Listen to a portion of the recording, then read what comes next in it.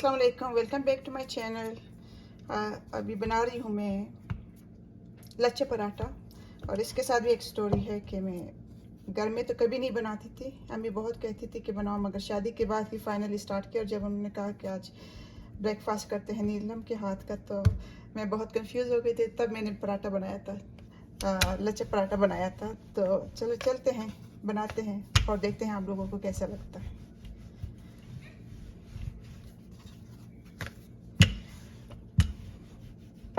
वैसे जितना हम लोग मिलते हैं, फ्रेंड्स बनते हैं, रिश्ते आते हैं ज़िंदगी में, और तो हर एक का एक डिफरेंट स्टाइल होता है। तो मैंने जितने भी सीखे तो हर एक डिफरेंट फैमिली से, डिफरेंट फ्रेंड्स से बनाना सीखा। वैसे तो हम ज़्यादातर, मेरे अब्बू होटल से ही उठा के ले आते थे लच्छे पराठे मॉर्निंग में ब्रेकफास्ट कराने के लिए। और बहुत घर में बन जाते थे, मगर ज़्यादातर वो होटल से लेकर आते थे। वो भी बहुत टेस्टी होते थे। मगर घर के बने हुए पराठों की बात ही कुछ और होती है, अच्छा लगता है। तो ज़रूर ट्राई कीजिएगा।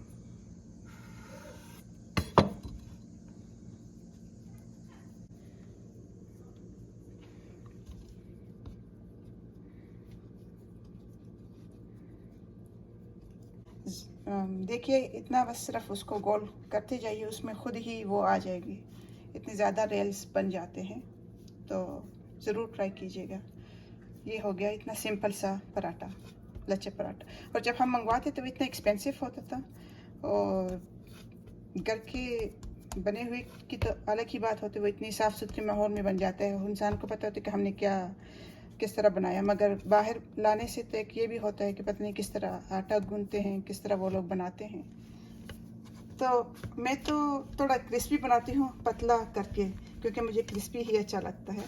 मगर मैंने एक बात नोट की थी कि जब मेरी नानी आती थी विज़िट करके, मेरे मामू आते थे, तो उनको दांतों का थोड़ा मसला था। नानी का तो खैर था ही, मगर मामू का भी थोड़ा था। तो मेरे भी थोड़ा उसको बनाते बनाते थोड़ा सा वो रखती थी, मोटा रखती थी, ताकि वो लेयर्स भी आए मगर वो सॉफ्ट भी बने। अगर आप लोगों को देखना है कि आटा कैसे और किस तरह गूंदा जाता है मशीन से, तो आप लोग मेरा पहले वाला वीडियो ज़रूर देखिए। तो उसमें आप लोगों का अंदाज़ा हो जाएगा कि किस तरह डो रखा जाता है गूंद के। तो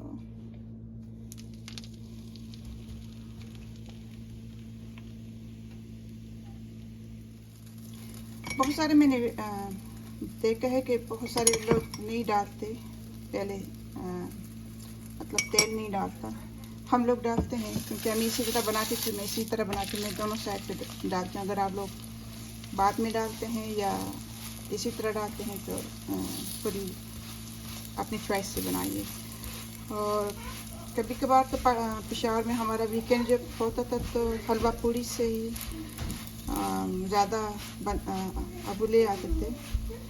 और कभी कभार अम्मी भी बना लेते थे। कभी कभार पराठे से भी हम वो सिर्फ हलवा बना के हम उसके साथ भी इंजॉय कर सकते। तो एक दिन इंशाल्लाह हलवा पूड़ी बनाऊंगी, तो आप लोग ज़रूर साथ रहिए। अगर जब और मेरे चैनल को सब्सक्राइब कीजिए, तो जो नई वीडियो आएंगी तो आप लोग इंजॉय कर सकेंगे। तो सीखती रहिए और देखते हैं कि और कितने डिफरेंट पराठे बनते हैं।